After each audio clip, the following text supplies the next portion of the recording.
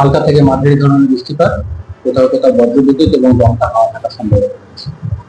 বজ্রবিদ্যুতের তীব্রতা বা দমকা হওয়ার তীব্রতা থাকার সম্ভাবনা রয়েছে এই দুদিন।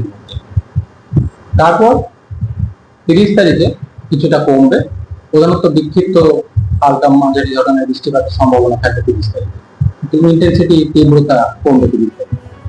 এবং তার পরবর্তী কিছুদিন, পরবর্তী 3-4 দিন বৃষ্টিপাতের সম্ভাবনা কমে যাবে। তাপমাত্রা আগামী 3 দিনে দিনের সর্বোচ্চ তাপমাত্রা 2 থেকে 4 ডিগ্রি মতো কমার সম্ভাবনা রয়েছে মেঘলা থাকার কারণে এবং বৃষ্টিপাতের কারণে। আর্দ্রতার জন্য যে অস্বস্তিকর কন্ডিশন ছিল সেটা থেকে সাময়িকভাবে কিছুটা স্বস্তি মিলবে, মিনিমাম টেম্পারেচারটাও কমবে, কিন্তু তারপর বৃষ্টিপাত কমে গেলে বা বন্ধ হয়ে গেলে তখন আবার টেম্পারেচার ধীরে ধীরে তাপমাত্রা বাড়বে, অর্থাৎ জুনের শুরুতে গিয়ে আবার তাপমাত্রা বাড়তে শুরু করবে। কলকাতা পার্শ্ববর্তী অঞ্চলের জন্য আজকের দিনটা দিনের সর্বোচ্চ তাপমাত্রা 34 ডিগ্রির কাছাকাছি থাকার সম্ভাবনা রয়েছে, মিনিমাম টেম্পারেচারটাও কমবে কলকাতা পার্শ্ববর্তী অঞ্চলের জন্য। তো আগামী 2-3 দিন তাপমাত্রা কিছুটা কম থাকবে, তারপর আবার জুনের শুরুতে গিয়ে তাপমাত্রা আবার একটু বাড়বে, 35-36 ডিগ্রির কাছাকাছি আবার পৌঁছে যাবে। বৃষ্টিপাতের সম্ভাবনা হালকা থেকে মাঝারি ধরনের বজ্রবিদ্যুৎ সহ রয়েছে কলকাতা পার্শ্ববর্তী অঞ্চলের জন্য, সাথে দমকা হাওয়ার সম্ভাবনা রয়েছে 28 থেকে 29 মধ্যে। 30 তারিখে বিক্ষিপ্ত হালকা বৃষ্টির সম্ভাবনা থাকছে, তারপর পরবর্তী কিছুদিন কলকাতার ক্ষেত্রেও বৃষ্টিপাতের সম্ভাবনা কমে যাবে। মৎস্যজীবীদের জন্য 28 থেকে 29 তারিখ সমুদ্রে মাঝে মধ্যে দমকা হাওয়া থাকার কারণে সমুদ্রে যেতে নিষেধ করা হয়েছে 28 থেকে 29 তারিখে।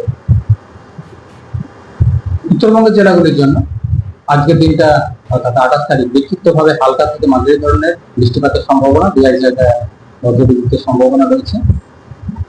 29 তারিখ থেকে পরবর্তী 3-4 দিন বৃষ্টিপাতের সম্ভাবনা উত্তরবঙ্গের জন্য কমবে, স্থানীয়ভাবে বৃষ্টিপাতের সম্ভাবনা থাকবে উত্তরবঙ্গের জেলায়। তাপমাত্রা উত্তরবঙ্গের জন্য 2 থেকে 4 ডিগ্রি মতো দিনে সর্বোচ্চ তাপমাত্রাটা বাড়বে আগামী 3 দিন।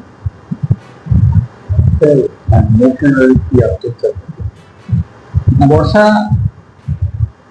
মধ্য বঙ্গোপসাগর পর্যন্ত কিছুটা অগ্রসর হয়েছে, তো আমাদের রাজ্যে দক্ষিণবঙ্গে 10 তারিখের পর স্বাভাবিকভাবে প্রবেশ করে এবং উত্তরবঙ্গের ক্ষেত্রে 5 তারিখের পর স্বাভাবিকভাবে আসে।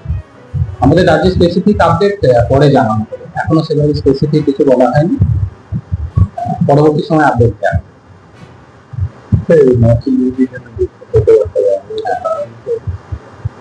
যেহেতু বজ্রবিদ্যুৎ সহ বৃষ্টিপাতের সম্ভাবনা রয়েছে, দমকা হওয়ার সম্ভাবনা রয়েছে, যখন বৃষ্টিপাত থাকবে সবসময় একটানা থাকবে না, যখন বৃষ্টিপাত থাকবে সমুদ্রে সাথে দমকা হাওয়া থাকার সম্ভাবনা থাকছে, সেই কারণে সমুদ্রে যেতে নিষেধ করা হচ্ছে না সমুদ্রে 28 থেকে 29 তারিখে।